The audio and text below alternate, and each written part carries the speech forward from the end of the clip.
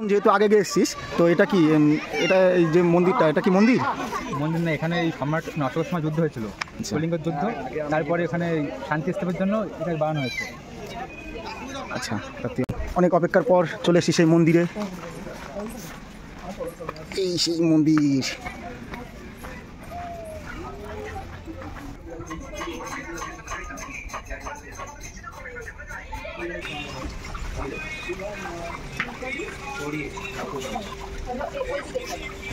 গৌতম বুদ্ধের মূর্তি একটা কালো পাথর দ্বারা নির্মিত, প্রায় অনেকটা উঁচুতে দেখতে পাচ্ছ যে চিল উঠছে, মানে কতটা উপরে আমরা পাহাড়ের। এই সেই শিব মন্দির। হ্যালো হ্যালো,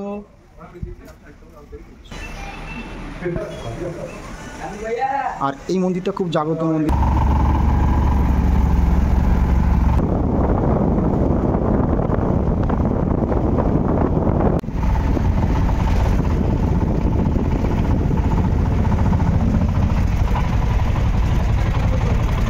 তো যাই হোক, অটোওয়ালা আমাকে এখানে নামিয়ে দিল। এখান থেকে ব্যারিকেড দেওয়া রয়েছে, এর এই পাশে অটো বা কোনো যানবাহন যেতে পারবে না, প্রাইভেট কার ছাড়া।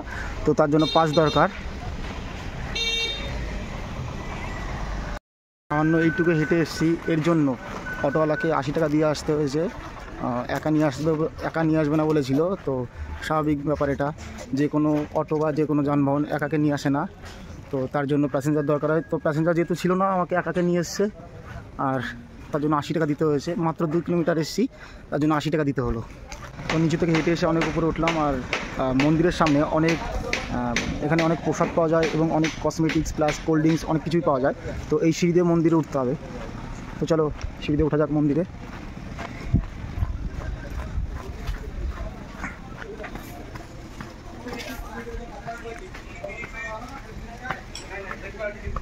মন্দিরের ঠিক সামনেই অনেক পাপড়।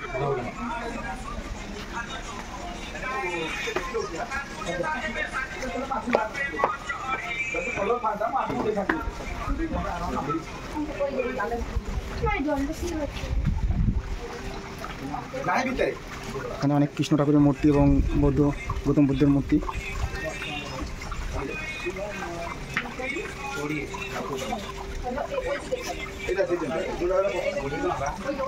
তো এখন অনেক অপেক্ষার পর চলে এসেছি সেই মন্দিরে। এই সেই মন্দির।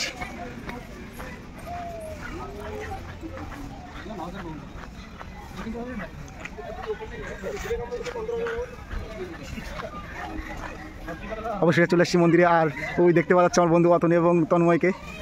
এরা দুজন পরীক্ষা দিয়ে চলে এসেছে। আমার পরীক্ষা ছিল অন্য জায়গায়, তো আমার লেট হয়েছে আসতে।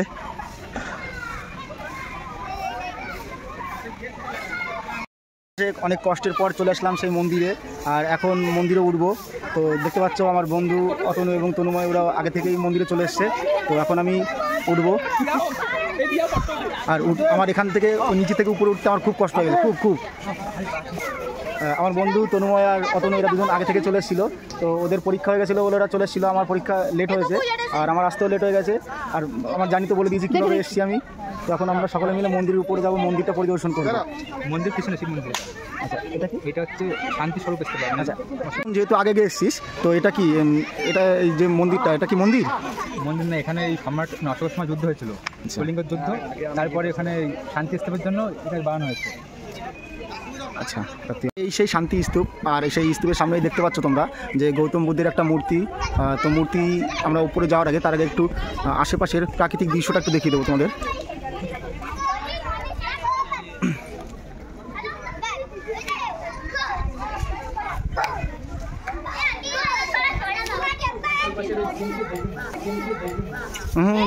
দর্শক, গৌতম বুদ্ধ ফোকাস করো।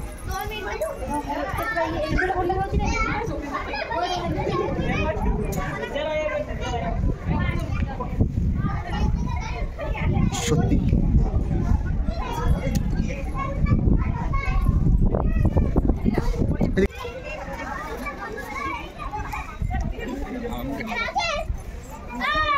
দেখতে পাচ্ছ আমাদের মতো অনেক দর্শক বিভিন্ন রাজ্য থেকে এসে, এবং এই উড়িষ্যা রাজ্যের অনেক দর্শক।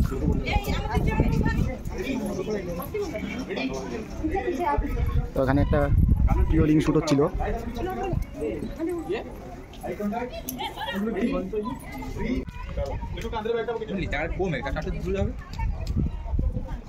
ভিউয়ার্স, এখন আমরা মহাদেবের মন্দিরের দিকে রওনা হলাম।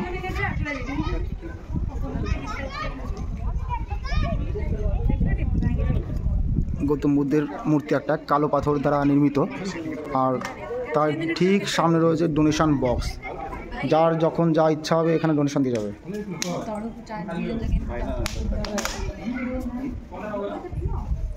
সম্রাট অশোকের যে শান্তি স্তূপ তার ঠিক অপোজিটে এই পাশ দিয়ে এই যে রাস্তার দুদিকে চলে গেছে, যে কোনো একদিক দিয়ে যাওয়া যায়। তো আমরা এখন এই রাস্তার দিক দিয়ে যাবো। তো আমরা এখন মহাদেবের মন্দিরের উদ্দেশ্যে রওনা দেবো। আর আমাদের একটা নতুন বন্ধু, আমার অপরিচিত কিন্তু রুদ্র পরিচিত বন্ধুর নাম তপন। বন্ধুর নাম তপন, পরীক্ষা দিতে এসেছিলো। সবে আমার পরিচিত হলো। সব মন্দিরের সামনেই কোনো একটা পবিত্র গাছ থাকবে, যে গাছে সুতো, দড়ি বা ইট বাঁধতে হয়। আর সকল মনস্কামনা পূরণ করে এখানেও কোনো একটা কাপড়, পবিত্র কাপড় বাঁধলে এখানে সকল মনস্কামনা পূরণ হবে। পুরো ভুবনেশ্বর শহর এইখান থেকে। আর এই সেই ভুবনেশ্বর শহর, যেটা ক্যামেরা ঠিক করে আসছে না কিন্তু আমার চোখে খুব ভালো আসছে।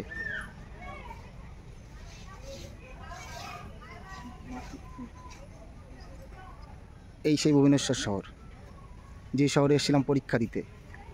আমরা মন্দিরে উঠছি, আর এই আমার সুন্দর জুতো এখানে থাকলো। চুরি না হয়ে যাওয়ার ভয় আছে, মানে সরি, চুরি হয়ে যাওয়ার ভয় আছে, তবুও থাকলো। এই সেই শিব মন্দির। হ্যালো হ্যালো, শোনা যাচ্ছে না তোর কথা?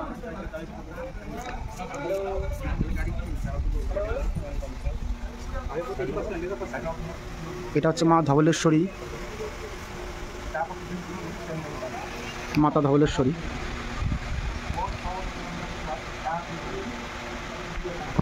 ভিউয়ার্স, সকলে নমস্কার করো, আর কমেন্টে একটু মা ধবলেশ্বরী লিখে যাবে, যাতে তোমাদের সকল মনস্কামনা পূর্ণ হয়। আর যারা আমার চ্যানেলে নতুন, তারা চ্যানেলটি সাবস্ক্রাইব করে যাবে, যাতে মা ধবলেশ্বরী তোমাদের সকল মনস্কামনা পূরণ করে।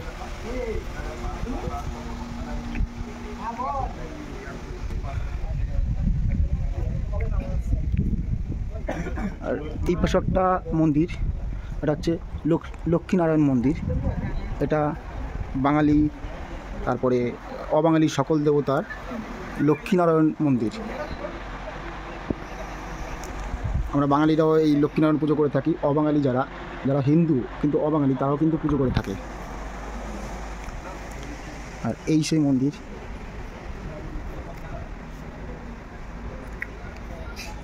চলো মন্দিরের চারপাশটা একটু ঘুরে দেখি।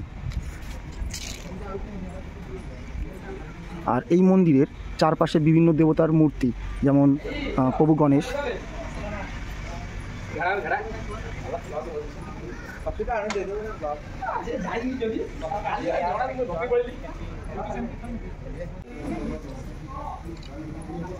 বাবা কত বড় দুটো সিংহ।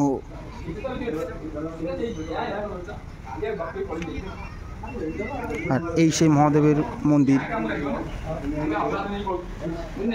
হর হর মহাদেব। আর সকল মহাদেবের মন্দিরের মূর্তির সামনে বা মন্দিরের সামনে একটা নন্দী মহারাজের মূর্তি থাকবেই।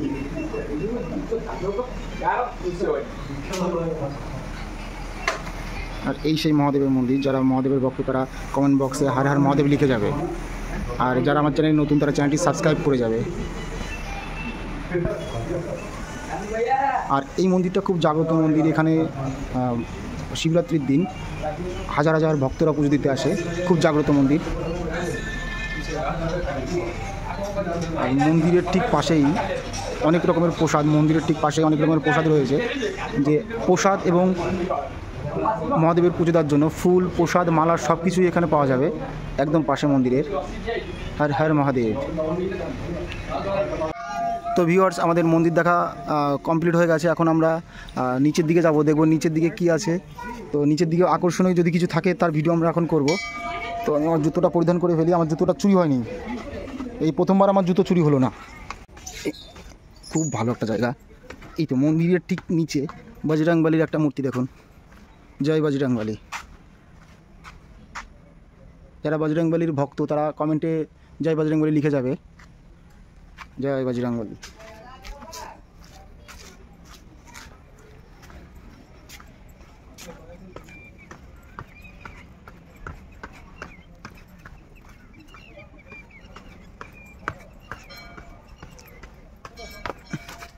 তো যাই হোক, আমাদের মন্দির দর্শন পরিদর্শন করা শেষ হলো। এখন আমরা আমাদের গন্তব্যের উদ্দেশ্যে রওনা হচ্ছি। আর রাস্তাটা দেখো কতটা নিচু। রুদ্র তো এক দৌড়ে চলে এসেছে। রুদ্র আরেকবার। এখন আমাদের গন্তব্যে রওনা দিচ্ছি। এখানে কোনো অটো বা যানবাহন পাওয়া যাবে না। তো তার জন্য আমাদের যানবাহন যেখানে থাকবে সেখানে যেতে হবে, মানে অটো যেখানে আছে সেখানে যেতে হবে। তো আমরা এখন হাঁটছি। দেখা যাক কতদূর হাঁটতে পারি। আর ভিডিওটা বেশি বড় করব না, ভিডিওটা এখানেই সমাপ্ত করব। তো ভিউয়ার্স ভালো থেকো, আর দয়া করে চ্যানেলটি সাবস্ক্রাইব করে দিও। নমস্কার।